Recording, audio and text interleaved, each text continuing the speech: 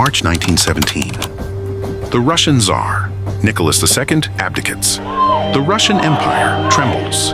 In the chaos, a liberal revolution tries to emerge, but soon that dream collapses as well. By November, the Bolsheviks seize power. A different kind of revolution begins, more brutal, more radical. In just a few months, a 300-year-old empire crumbles. In Petrograd, starving civilians, exhausted soldiers, and divided elites open the door to a revolution that no one controls. This episode revisits that decisive period, how the wind of freedom turned into a red storm. Because understanding this sequence means realizing that the Russian Civil War wasn't born from a simple clash of armies, but from a total political vacuum. 1916. The Russian Empire is gasping for air. After 2 years in World War I, Russia is paying a staggering price. More than 2 million dead, deserted farmlands, a paralyzed industry incapable of sustaining the war effort. Trains stop arriving. Cities lack everything: flour, coal, soap.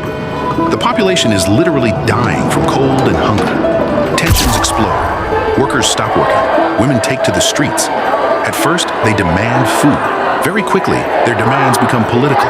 Down with the war, down with the Tsar. Mass protests grow.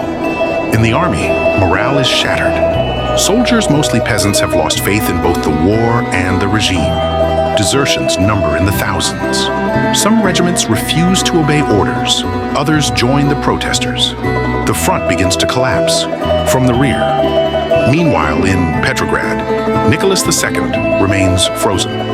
Detached from reality, surrounded by a court completely out of touch, he refuses any reform. Worse, he leaves the capital, placing power in the hands of the Tsarina and her close circle, already discredited and despised. Social, military, and political tensions all converge. The government is isolated, the population is exhausted, the army unstable. The country is a pressure cooker, and soon a single spark will blow the lid off. February 1917. The long-dreaded spark ignites in Petrograd. It begins with a strike in the factories, then a protest by women demanding bread. Within days, the crowd becomes uncontrollable. Soldiers, sent to suppress the unrest, refuse to fire. Worse, they join the demonstrators. It's an insurrection. The regime loses control. Ministers are arrested, symbols of power are attacked. Hundreds of kilometers away, Tsar Nicholas II tries to return to Petrograd.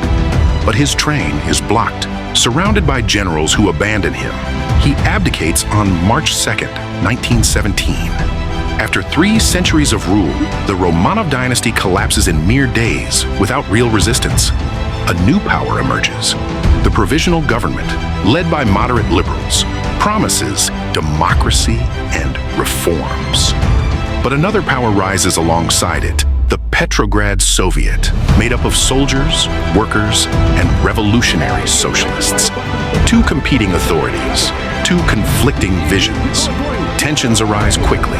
The Provisional government wants to continue the war.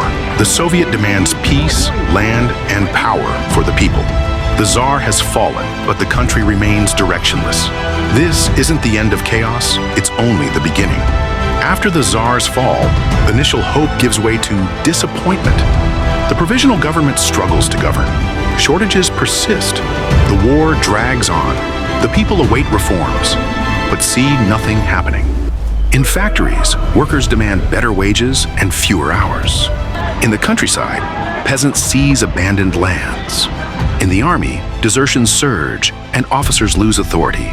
The entire country slips from government control. On April 3rd, a return changes everything. Vladimir Lenin arrives in Petrograd. Exiled for years by the imperial government, he returns with a clear stance. No compromise. In his April theses, he rejects the Provisional government and calls for all power to the Soviets. The speech shocks, but also inspires. The Bolsheviks, previously a minority, gain ground. Their influence grows in factories, in barracks. Their promise is simple and radical: peace, land, power. By early July, tensions explode. The Bolsheviks sense the government is wavering and attempt a coup. thousands of armed demonstrators march through Petrograd, chanting, "All power to the Soviets." But the uprising is premature, poorly organized. The provisional government retaliates violently. Lenin flees, Bolshevik offices are raided, their leaders arrested. It seems their momentum has been crushed, but repression solves nothing.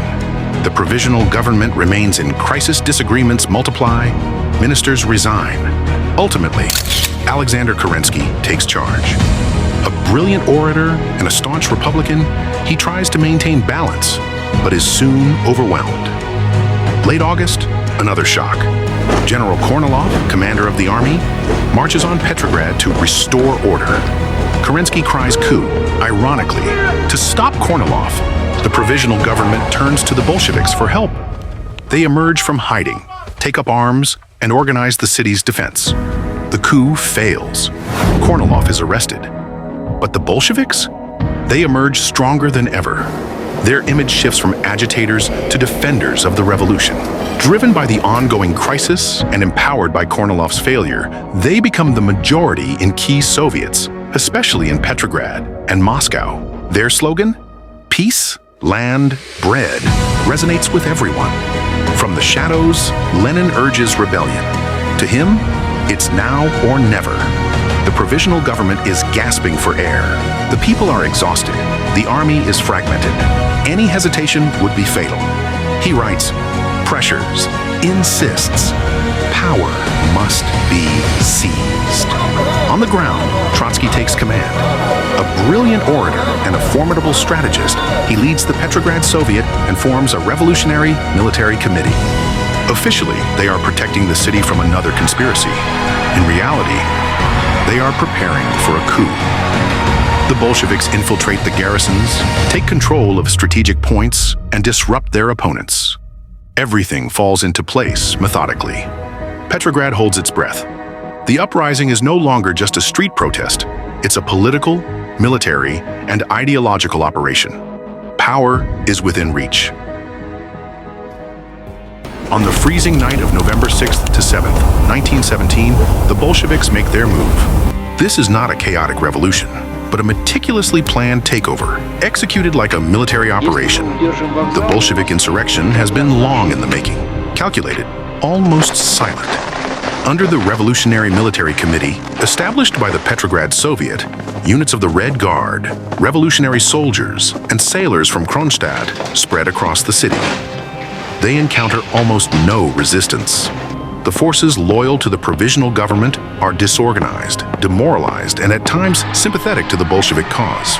Within hours, the insurgents secure key locations in the capital, railway stations to block any escape or reinforcements, bridges over the Neva to prevent troop movements, telegraph lines to cut off external communications, banks to control financial resources, government ministries, the administrative heart of the regime.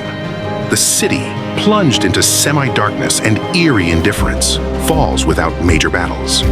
The Petrograd Soviet, now dominated by Bolsheviks, legitimizes the operation. They frame their actions not as a coup, but as a revolutionary safeguard against a bourgeois or military counterattack. In the streets, the atmosphere is surreal, silent, tense, almost dreamlike. The Russian Revolution enters a new phase, more radical, sharper, irreversible. The Winter Palace, where the provisional government has taken refuge, is the last bastion. On the evening of November 7th, the Bolsheviks encircle it.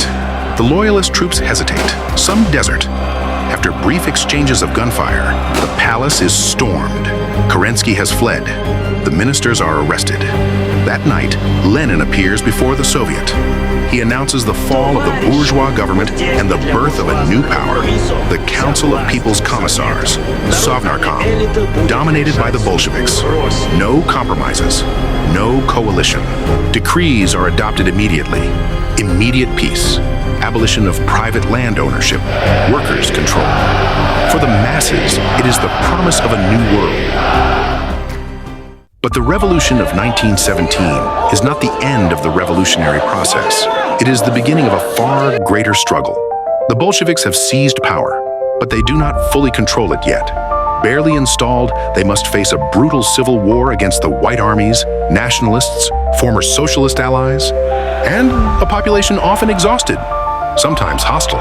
The revolution promised peace, land, and bread. Instead, it will bring years of violence, repression, and an emerging dictatorship. The ideals of equality and workers' democracy are quickly sacrificed in the name of revolutionary efficiency. The true battle for power is just beginning. A fight with no return, where every concession will be seen as weakness. The monarchy is dead, but democracy was never born. In the ruins of the Russian Empire, another power takes hold. More radical, more ruthless, more enduring. Thank you for watching this video until the end. If you enjoyed it, don't forget to leave a like. It really helps me keep this channel alive and continue delivering high-quality content. If you don't want to miss the next installment of this series on the Russian Civil War, then subscribe and turn on notifications. More videos are coming soon with the same goal: telling history with clarity, precision, and above all, a critical eye. See you soon for a new video. And remember, history never dies as long as we keep telling its story.